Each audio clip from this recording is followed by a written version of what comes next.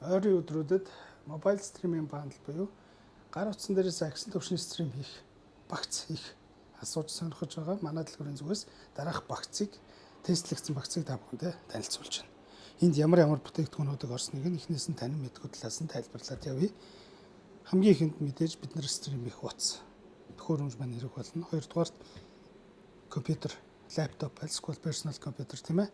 Гуравдугаарт вебкам, дөрөвдүгээрт capture card, тавдугаарт чихвч, зургадугаарт мик.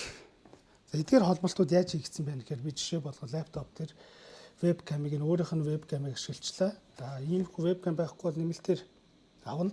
2К, 4К 1080 дэмждэг байхад болно. За эндээс орж ирж байгаа вебкамын дүрсийг OBS руу татж байгаа. Дийлэнх нь OBS ашигладаг тийм ээ. OBS дээр оруулаад дүрсээ оруулаад ирж байгаа. Хоёрдугаарт энэ утаснаас гарч байгаа дүрсийг стрим хийхэд хамгийн гол нь ямар нэгэн чанарын алдагдaltaгүйгээр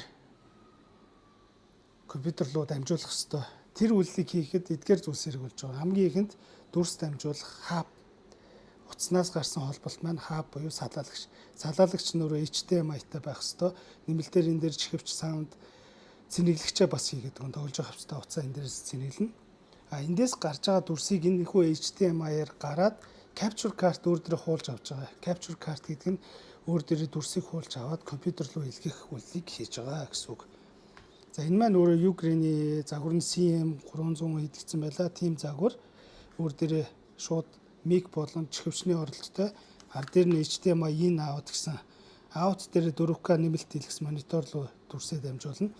Одоо энэ холбогдсон байгаа нь болохоор тухайн утаснаас ирсэн дүрсийг өөр дээрээ хуулж авч байгаа процесс байна. Эндээс орж ирсэн дүрс буцаад энэ C-гээс A руу компьютер руу залгагдаад OBS дээр татаж оруулж ирж байгаа. Саундны хувьд миний хувьд шууд хабан дээрээсээ саунд карт залгаад Cloud 3 залгасан байна.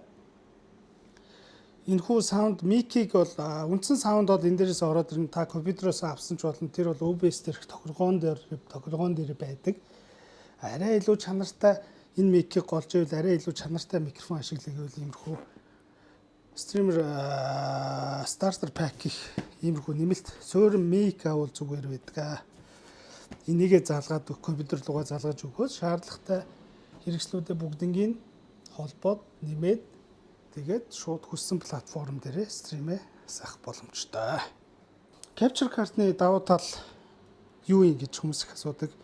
Манай Монголд бол дийлэнх хүмүүсийн мэддгээр screen recorder ашиглаад нэмэлт төлбөртэй болон төлбөргүй аппликейшнаар дамжуулж стрим хийдгээ утсан дээрсэн. Тэгэхээр давхар утас маань өөрөө ачаалдаг.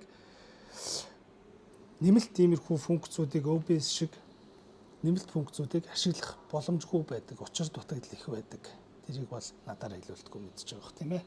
За тэгээд манайхтай хамт байдаг та бүхэнд баярлалаа. Баяр таа.